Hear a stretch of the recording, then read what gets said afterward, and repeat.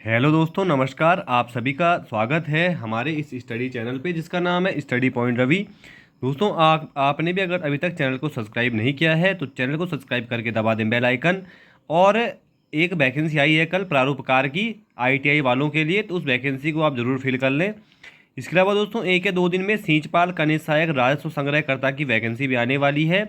और इसके बाद दोस्तों, चाइल्ड ओवर पीसीएस की वैकेंसी भी आने वाली है। उसमें थोड़ा सिलेबस चेंज हो रहा है शायद, तो उसके बाद वो वैकेंसी भी आपको जल्द देखने को मिलेगी। तो उत्तराखंड में ये साल है, भर्तियों का दौर चलेगा इस साल में 2024 और 25 में।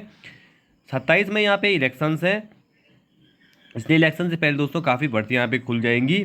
तो आज की वीडियो स्टार्ट करते हैं। तो पहला क्वेश्चन देख लेते हैं, उत्तराखंड जीके की वीडियो है ये। पहला क्वेश्चन देख लेते दोस्तों, उत्तराखंड हिमालय में गंधमादन पर्वत को किस नाम से जाना जाता है? गंधमादन दोस्तों पर्वत है, इसको किस नाम से जाना जाता है? दोस्तों, चौखंबा जो पर्वत है इसको गंधमादन पर्वत के नाम से जाना जाता है। यूके ट्रिपल एस से आपसे डायरेक्ट पूछ सकता है, ठीक है। और चौखंबा दोस्तों कहाँ है? नंदा देवी, सबसे ऊंचाई जो पर्वत की है उत्तराखंड में वो नंदा देवी की है, 7,817 मीटर। सेकंड पे दोस्तों कामेट का नंबर है 7,756 मीटर, ठीक है। नीलकंठ पौड़ी गढ़वाल में है और त्रिशूल भी दोस्तों चमोली में है। तो गंधमादन पर्वत कहा जाता है चौखंबा पर्वत को। ये क्वेश्चन हो चुका है क्लियर। सेकंड क्वेश्चन आ जाते हैं हम, उत्तरकाशी किस पर्वत के पाद पे बसा है? उत्तरकाशी बाड़ाहाड़ प्राचीन नाम, ये किस पर्वत के पाद पे बसा है? दोस्तों ये बसा है वरुणावत पर्वत। काफ़ी बार आयोग ये पूछ देता है कि वरुणावत पर्वत किस जिले में है, तो उत्तरकाशी में है दोस्तों वरुणावत पर्वत, बिल्कुल याद करते हुए चलेंगे। द्यारा बुग्याल भी आता है एग्जाम में काफ़ी बार, तो ये भी उत्तरकाशी में है। तीसरा क्वेश्चन है, द्रोणागिरी पर्वत किस घाटी में स्थित है? दोस्तों द्रोणागिरी पर्वत पूछा गया है, तो ये किस घाटी में है? तो ये नीति घाटी में है द्रोणागिरी पर्वत, और नीति घाटी है दोस्तों चमोली डिस्ट्रिक्ट में, ये आपको पता होना चाहिए। उसके बाद दोस्तों नेक्स्ट क्वेश्चन पे आगे आ जाते हैं, गांधी जी ने उत्तराखंड के किस स्थान पर गीता पर अनासक्ति योग टीका लिखी थी? दोस्तों इन्होंने गीता पर अनासक्ति योग टीका लिखी थी कौसानी में। और कौसानी में प्रवास के दौरान कौसानी की सुंदरता से प्रभावित होकर गांधी जी ने इसे स्विट्जरलैंड की इसको संज्ञा दी थी। उत्तराखंड का स्विट्जरलैंड इसको कहा जाता है। भारत का स्विट्जरलैंड, सॉरी दोस्तों, भारत का स्विट्जरलैंड कहा जाता है कौसानी को। और ये किसने कहा था? महात्मा गांधी ने। आयोग पूछ सकता है आपसे। नेक्स्ट क्वेश्चन है, स्वामी विवेकानंद ने उत्तराखंड के किस स्थान पर प्रबुद्ध भारती पत्रिका के प्रकाशन हेतु कार्यालय खोला था? दोस्तों प्रबुद्ध भारती पत्रिका का प्रकाशन किसके द्वारा किया गया था? तो याद करेंगे स्वामी विवेकानंद जी के द्वारा किया गया था। और एग्जाम में इनके बचपन का नाम पूछा जाता है, तो कमेंट में जरूर बताएं आप मेरे को। तो मायावती आश्रम में दोस्तों इसका प्रकाशन किया, कार्यालय खोला गया। देखिए दोस्तों, मायावती आश्रम काफ़ी इंपॉर्टेंट बन जाता है एग्जाम के पॉइंट ऑफ व्यू से। तो ये चंपावत में है दोस्तों, लोहागाड़ चंपावत में मायावती आश्रम, बिल्कुल इंपॉर्टेंट है, याद करते हुए चलेंगे। नेक्स्ट क्वेश्चन है, गढ़वाल की वीरांगना तिलू रौतेली की भव्य प्रतिमा निम्न में से किस जगह पे है? तो ये दोस्तों है बीरोखाल, बीरोखाल पौड़ी गढ़वाल में है। तिलू रौतेली उत्तराखंड की झांसी की रानी कहा जाता है इनको, ठीक है। उसके बाद नेक्स्ट क्वेश्चन है, तो दोस्तों राजा हर्ष के समय उत्तराखंड के किस शहर को गोविशाण के नाम से जाना जाता था? तो दोस्तों ये जाना जाता था किसको? राजा हर्ष के समय गोविशाण प्राचीन नाम था काशीपुर का, उधम सिंह नगर में है ये। नेक्स्ट क्वेश्चन है दोस्तों, कुली बेगार प्रथा के उन्मूलन हेतु 13 जनवरी 1921 में सबसे बड़ा आंदोलन कहाँ हुआ था? तो ये हुआ था दोस्तों कहाँ पे? बागेश्वर में।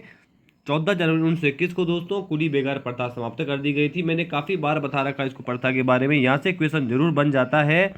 उसके बाद नेक्स्ट क्वेश्चन है, 6 सितंबर 1932 को पौड़ी में मेलकम हैली की सभा में किसने तिरंगा फहराया था? तो 6 सितंबर 1932 को पौड़ी में होती मेलकम हैली की सभा, तो यहाँ पे तिरंगा फहराया था जयानंद भारती जी ने, इंपॉर्टेंट है। उसके बाद नेक्स्ट क्वेश्चन है, 1930 में रवाई घाटी में किस स्थान पर जलियांवाला बाग जैसी घटना घटी थी? तो जलियांवाला बाग जैसी घटना कहा जाता है तिलाड़ी कांड को, जहाँ पे लोग वन कानून का विरोध करते, सरकार के वन कानून थे। और यमुना नदी के तट पे है दोस्तों तिलाड़ी का मैदान। और चक्रधर जुयाल ने जनता पे, निहत्थे लोगों पे गोलियां चलाई थी, इसमें काफ़ी लोग मारे गए थे, जैसे जलियांवाला हत्याकांड में लोग मारे गए थे। चक्रधर जुयाल और नरेंद्र शाह के समय ये घटना होती है। ठीक है, उसके बाद नेक्स्ट क्वेश्चन है, उत्तरकाशी में तिलाड़ी कांड में गोली किसने चलवाई थी? बता दिया था मैंने आपको, चक्रधर जुयाल के द्वारा उत्तरकाशी का जो ये कांड हुआ था यहाँ पे गोलियां चलाई गई थी। इसके बाद दोस्तों नेक्स्ट क्वेश्चन पाएंगे, क्वेश्चन है टिहरी रियासत को संयुक्त प्रांत में कब मिलाया गया था? ये इजी क्वेश्चन है, आप लोग इसको गलत नहीं करेंगे उम्मीद करता हूँ। अब शायद इस टाइप का क्वेश्चन आता भी नहीं एग्जाम में, तो याद कर लेंगे 1 अगस्त 1949 को टिहरी रियासत को संयुक्त प्रांत में मिला दिया गया था। इससे पहले टिहरी की अलग अपनी अपनी अलग कानून व्यवस्था थी टिहरी गढ़वाल के, ठीक है, वहाँ पे राजशाही शासन चलता था। उसके बाद नेक्स्ट क्वेश्चन है, 11 जनवरी 1948 को नागेंद्र सकलानी के साथ शहीद होने वाले दूसरे क्रांतिकारी कौन थे? तो ये क्रांतिकारी थे मोलू बरदारी। ठीक है, मोलू बरदारी दूसरे क्रांतिकारी थे, नागेंद्र सकलानी के साथ शहीद हुए थे, याद करते हुए चलेंगे। नेक्स्ट क्वेश्चन है, सिरदेव सुमन जेल में कब शहीद हुए थे? दोस्तों सिरदेव सुमन 84 दिन की भूख हड़ताल के बाद 25 जुलाई 1944 को ये शहीद हो गए थे। इनका जन्म होता है दोस्तों टिहरी के जौल गांव में। इनके पिता जो थे आयुर्वेदिक चिकित्सक थे, जिनका नाम दोस्तों हरिराम बड़ोनी था। ठीक है, इंपॉर्टेंट क्वेश्चन है, माता इनकी गृहिणी थी और इनकी पत्नी का नाम दोस्तों क्या था? तो शायद इनकी पत्नी का नाम विनय लक्ष्मी था, मुझे भी कन्फर्म याद नहीं आ रहा, पर पत्नी का नाम इनकी विनय लक्ष्मी था, शायद विजय लक्ष्मी कुछ ऐसा नाम था। उसके बाद नेक्स्ट क्वेश्चन है, ब्रिटिश शासनकाल में उत्तराखंड के किस स्थान से शक्ति अखबार का प्रकाशन होता था? शक्ति अखबार का प्रकाशन कब हुआ दोस्तों? कमेंट बॉक्स में बताएंगे। तो ये होता था अल्मोड़ा से, इंपॉर्टेंट है, याद कर लेंगे इसको भी। नेक्स्ट क्वेश्चन है, गढ़ केसरी के नाम से उत्तराखंड के किस व्यक्ति को जाना जाता है?